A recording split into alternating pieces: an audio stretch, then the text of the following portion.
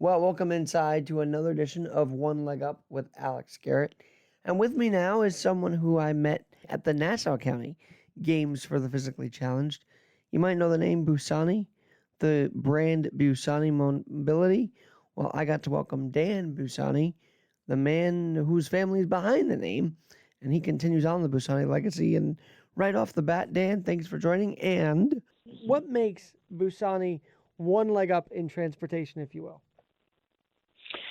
That's cool. That's a good question. There are some people that do what we do, but I think our commitment to service and the commitment to the customer, the consumer's experience, I think is really what sets us apart from all the other people. This isn't try to make it not a car buying experience, but something that they're going to be happy with and give them a lifestyle that they're shooting for. We've been pretty successful with that. I think part of our commitment and involvement in the community has given us a really good kind of a front row seat as to what makes our customers tick. And we've been good at it for a long time. I mean, we've always had service in the mind, so I think our reputation kind of was built around that. And I often hear people talk about we were always there for them. Anytime a service issue happens, we have an access line that people can call. It's community mindedness. It's just being part of their team. And how many people are on your team to make accessibility not just in Long Island, but I believe in the city as well? Well, that's a good question. So we have right now we have 3 operating locations, 2 on Long Island, one in Bethpage, which has been there that's kind of our flagship. And one in Smithtown, Long Island, serving the Suffolk County crowd, and then one in Westchester County, kind of flanking the boroughs. Boroughs are a tough place to set up shop. There's a lot of different rules and a lot of different and a lot of expense in that place that makes things a little bit more difficult to run.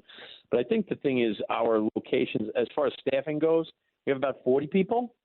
And I think the thing that is really good about what we do is we keep the locations relatively small.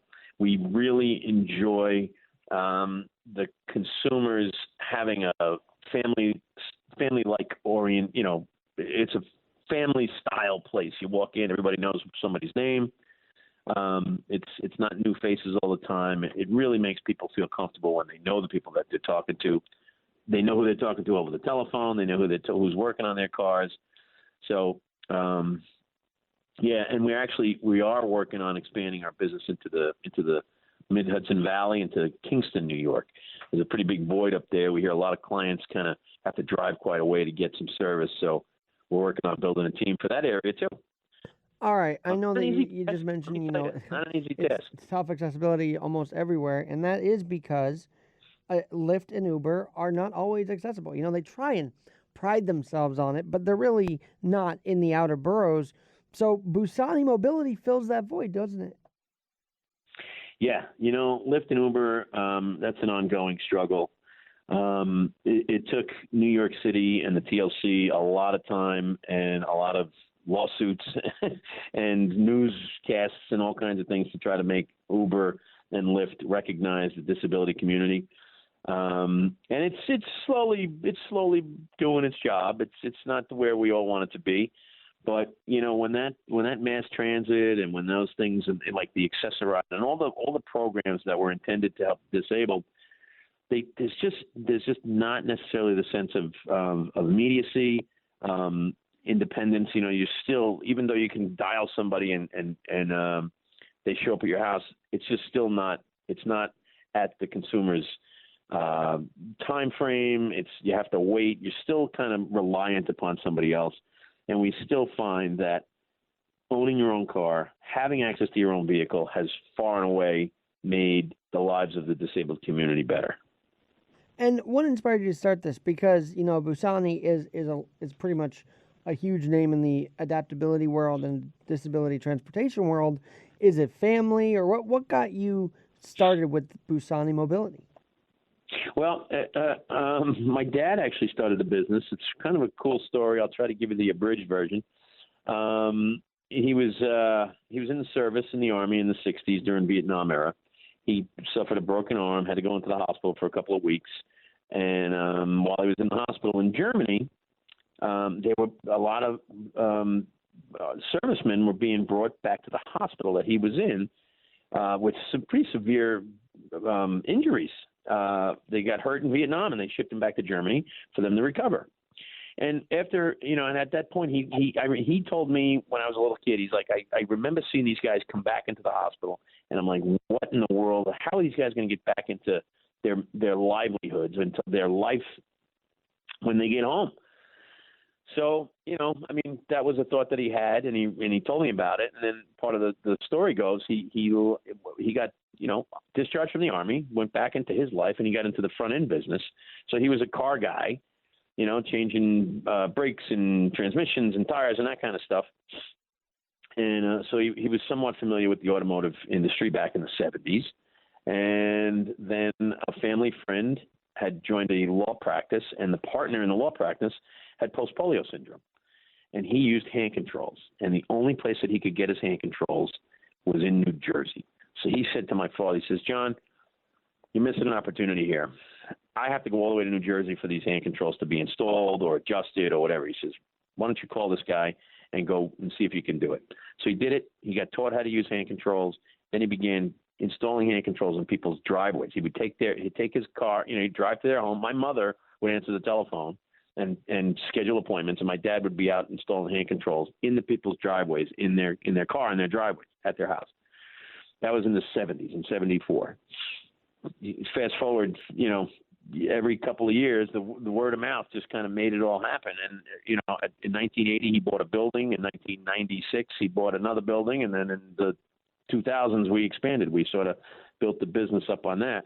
But yeah, that's how it started. My dad started, he didn't have any disabilities. He just had an idea. He knew somebody that had a disability, and it got us started. And I got in the business because, quite honestly, I wasn't a very good student. So the best education I had was under my dad's thumb, and he kind of watched me grow, and he led me through this whole process. And I wanted to do this. I always liked being around him. I like to watch him when he was talking to customers. I got to meet other people that worked for us, and I just got a sense of comfort in doing what he did, in doing what we do. And the thing that really keeps me going now is just every time I get off the phone with somebody, I feel like we've helped them. Well, let's talk mechanics.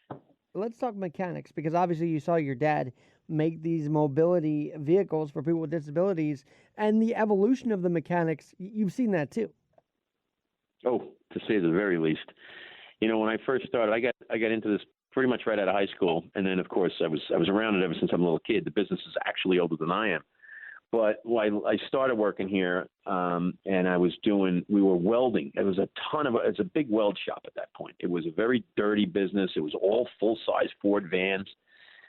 We had to put raised tops on them. You may even remember back in the old days at the games, there would be these vans everywhere. They had these big fiberglass pop tops on them, and the doors, and it was all made in our shop.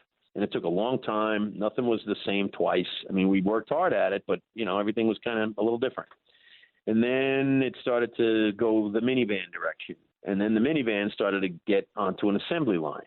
So now they could produce a whole lot more vehicles at one time. They were, not all of them were the right size for everybody. So the full-size van market and that construction model still existed. But it was getting recognized by some pretty big players that could help this industry along, so they assembly lined a lot of these processes and products. So the full size vans sort of dwindled away a little bit, and the minivans kind of picked up. And ever since then, it's really just been refining those processes. And the products that they're producing nowadays are significantly better than they ever were. Assembly line, the manufacturing plants are bigger, better, much better technology, really, really good quality assurance processes. So we've morphed from a small-time manufacturer, a custom shop, to a little bit more of a dealer. But our dealership is really geared towards the comfort and the access for the consumers. Well, obviously in the city, we see taxi cabs all over, and I have to ask, are any of those vehicles that are actually accessible Busani vehicles. Yes, they are. Yes, they are. None of them came easily. I'll tell you. The TLC industry is the taxi, yellow cabs, green cabs, and even now a lot of the Uber vehicles are. And I do owe some of that. I do have to give a shout out to the TLC. They've done the Taxi and Limousine Commission in New York City. They've done a pretty good job of directing everybody down the path of accessibility. Right now, because of the congestion, you can't even get a vehicle that's not wheelchair accessible. They won't even issue license plates for cars that are not wheelchair accessible. So they've made a really strong impact on changing the whole fleet over. But yeah, we've done several hundred, maybe thousands of those vehicles. And we're proud to tell you that, I mean, those things are really good quality. That was a big thing. We made sure we stayed with the right product, keep it simple. And the goal obviously is the wheelchair user, right? So we made sure that they have the right size. We helped on some of the specs, talked through a lot of the development of these products. So yeah, the TLC industry is a portion of our business. We have a couple people working, specifically for that, and that hard work's paying off, man, because it's recognized by the TLC that these people have a place to go to get the cars, and of course, that's where they're putting their attention right now. Now, I got to be honest, there are some in the city that seem to think they know how to drive or even do the unlocking, locking, loading, unloading process in these vehicles. And sometimes you could just tell they're not trained enough. So does Busani train more drivers, year by year? Yes, we train our drivers as they purchase the vehicles, but sometimes they don't necessarily use them. And that's the train lies in anything else. If you don't use it, you lose it. I will tell you, I was certified, still am actually, to teach the 3-hour program for the TLC for the drivers to get their TLC, to get their wheelchair endorsement. And it was a really cool thing to do. It's been a while since we've been doing it, but it was a really cool thing to do. It was a 3-hour class. Most of the drivers came into the class basically I think they felt like it was a waste of their time. And I feel good enough about this industry and this whole community, and I'm just passionate enough about it where at the end of the 3 hours, the guys are shaking my hand and thanking me for what I was training them. And again, you can learn it. You can be excited to know it and do it, but it's you got to use it. So yeah, we do train the guys when they take the vehicles. And as a matter of fact, I was talking to one of the other guys in my office today. We want to start offering more of like refresher classes too. Well, let's talk about actual people with disabilities who do want to drive and have that independence. I know that you guys help them as well. Now, does that come with the vehicle and driving lessons for those with disabilities, hand controls, those adaptations? Good question. No, there's a couple of people out there that strictly do driver training for people with disabilities. It's not as simple as just sit in the car, make a left, make a right, look over your shoulder. Just like the standard. Like my 16-year-old daughter just took a road test. So while I'm going gray worrying about that, I also know that it's a completely different experience than for somebody with a disability, especially that because the disability impacts what they may or may not be able to do. So the driving evaluators, there is a job role in this world, in this community, that is a certified driver rehab specialist. And this person has occupational therapy training. They have physical therapy training. They know a lot about disabilities, and they're a driving instructor, and they know about the equipment used for certain disabilities. Not every disability needs the same kind of equipment. So you're an agile guy. You can get around without a real problem. A lot of people need hand controls. That's all they need, just simple hand controls. They hop in the seat and they drive away. Other people need electronic driving equipment because they can't even touch their nose with one hand. And guess what? We can get them driving. So it is a wide spectrum of ability. There's a wide spectrum of product, and there's a wide spectrum of training required before people hit the road. Your story about how your dad wanted to accommodate veterans from the Vietnam War, it's very much what Dr. Viscardi did for those returning from World War II. And I don't know if anybody's ever made that comparison, but yes, he created the Viscardi Center in 1952 for those with people with disabilities returning from war. And then, of course, the school in 1962. But my question to you, Mr. Dan Bussani, is do veterans still get treated and get accommodations from Busani Mobility? Absolutely. Veterans get a lot of our attention. The VA has a nice program for the veterans where they'll subsidize some of the work that gets done. And like you said, my dad was a vet, and we make sure that the veterans get top notch responses. As far as the product and stuff go, there's really no difference. A disability, as far as we're concerned, is what we treat, or we treat the automotive needs related to a disability. So if you're a veteran and you come into Busani, we have direct communication with the VA, so we can work with them on any kind of funding or anything like that has to happen. We try to make that experience for the veterans as good as possible. Come in, let us do all the work. You tell us what you need, and we'll figure it out. At the games for the physically challenged, I have to ask this. Obviously, you probably have parents come up to you, hey, how can I get an accessible vehicle for my kid, right? So what was that like that weekend?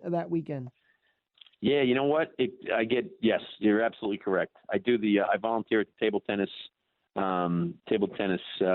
event, and I got to give a shout out to my late buddy Pete Zarba, who did that for decades. Pete. You love Pete, right? Pete worked for my dad. Let me take a quick little tangent here. Pete Zarba, I met Pete when I was a 7-year-old kid, 7 years old. Just loved him. I mean, he was like an uncle, and he actually ended up being my confirmation sponsor. That's how much this guy meant to me. So that's a little side note there for those that know Pete. But we at the games I get talked to about how do they get vehicles for kids, what kind of products are out there. I follow up with all the people and talk to them. I say, listen, there are some things out there. There are some New York State programs out there for children with disabilities. So there's not only for children with medically fragile children, but also adolescents and even young adults that are trying to get into the workforce. Maybe had a disability, didn't make it through mainstream schooling, what have you, need some assistance. The parents don't have enough money. They need some assistance. There are some New York State programs that will assist in funding for vehicles for families or vehicles for kids that are trying to get into college / join the workforce. So there are some pretty good programs out there for parents. And what's the future? I want to ask about the fall, because we're about to hit school, we're about to hit college. Everybody's kind of getting back in the swing of things a couple of years after the pandemic. So where do you see Busani Mobility playing a role this fall? This fall is going to be a strange one for us. I'll tell you what. With the shortage in vehicles and the repercussions from COVID, I'm not 100% sure how to answer the question, Alex. We are day to day. We're just things are changing. The one thing I can promise you is when the fall comes, Busani's going to be refreshed and ready to go. I mean, we're getting all of our vacations and stuff out of the way now, because when the fall comes and when the spike hits, we're going to be here. Whether there's vehicles available or we're going to assist people with service and hold things out a little while longer. We even have a rental program where we rent vehicles out. We have a nice fleet that's building. We're trying to backfill with people who, people's cars get damaged, they get into accidents, they just wear out. They need something to drive. What do? So we're trying to boost up our rental fleet to help out there too. Like I said, you clicked in my brain. Anything special for prom that you could tell us from this past year? I've been working every year. I get a phone call from somebody looking for an accessible party bus, and I think I found one. If somebody needs one, they can give me a shout. We have somebody that I can refer people to finally. But yeah, you know what? Just because you're disabled doesn't mean you have to live differently, right? You don't want to necessarily have to be different. You want to go to the prom and do things like that. So yeah, we've done a lot of research and try to find things to keep people included in the regular world. And, the party bus is it. That's my best out of the box one. All right. How about this one? Do you hire people with disabilities to work on these vehicles to actually give you guys some input? Absolutely. We do a tremendous amount of I personally, like I said, I spend a lot of time in the community, but I spend a lot of time following up with customers and just seeing what they feel about the vehicles. equipment. What do they need? What's new? We have, unfortunately, right now, I don't have anybody working for our company that is disabled, but we have in the past have had quite a few people that work here that use the equipment. And to me, that was a really, really good, it was a good insight into what's needed. You know, we'd say, even a guy like Pete, hey, take this car home for the night. Tell me what you think. You know, he would drive the car home and he'd come back the next day. He's like, it's too tight, or it's great, it's big, it's, you know, steering's too tight, or whatever. But just having somebody on the ground to do that kind of stuff was great. I'm absolutely open to hiring customers and people that need our equipment. So if this message actually gets out to anybody that might be looking for a job, have them give me a buzz. Oh, that is music to, I'm sure, a lot of people's ears that want to work. All right, the politicians. All right, so I want to bring you on in August because I felt like the message is always, hey, it's ADA month. It's Americans with Accessibility, Americans with Disabilities Act month, blah, blah, yada, yada, yada, Yep. by the politicians. Great this, great that. But then the conversation stops. And Daniel Bussani, you are living proof that the conversation never stops. Accessibility never Right. ends. So why does it feel like they just roll out the red carpet for 1 month out of 12? I don't know the answer to that one, man. The best I can do is, politicians are politicians. I think they can always be doing more. Except for Bruce Blakeman. I really think of, he has the best interest in mind for those with disabilities, to be honest. Who's that? Bruce Blakeman, I think he's got the best interest in Oh, mind yeah. as Nassau County Executive. Yeah. Well, I think the fact that you're in, the people associated with Nassau County, I think have a, for lack of a better term, an unfair advantage, or a better like a front row seat to what goes on in Nassau County for disabilities. I think the last couple of years, it started with Mangano, it went through Laura Curran, and now it's still with Bruce Blakeman. I think doing the games for the physically challenged is a really, really good kind of flag for these guys to plant. I think it really brings awareness to it. And you always see the faces at those games. It's good to see. It brings everybody together. That community feel is really, really big in Nassau County. Will you be in the community at all this fall? And by the way, wrapping up here, give us all your information for contacting. Sure. Yeah. This fall, I'm always around. If there's an event going on, either myself or one of my guys is always there. I just did one at the Canine Companions. It was so much fun. I got a chance to meet them. Graduation was this past Friday, I know. Yeah, you know what? I missed it. I was trying to get over there. I couldn't do it. Like I told you, I had a lot of people on vacations. I was talking with Dawn and Jessica Reese over there. I went. I brought my one of my guys and my wife and my daughter, and I was like, this place is awesome. It's just such a cool thing to see. And man, those dogs make you want to. You fall in love with those dogs, man. It's unbelievable. But yeah, so it's stuff like that, like community stuff. We try to be part of it as much as we possibly can. I connected with the ALS Foundation a couple of weeks ago. There's a new executive director over there, so we're working with them to try to help out. Community's it, man. Community's where it is for me, and that's the best way that I can develop this business and develop my commitment to the community is to be in it.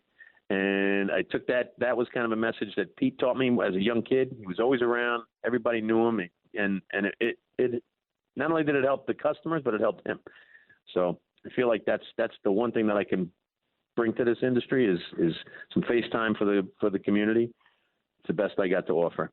But yeah, you can get me anytime, man. Let me give you the website address is www.busanimobility BUSSANI MOBILITY.com.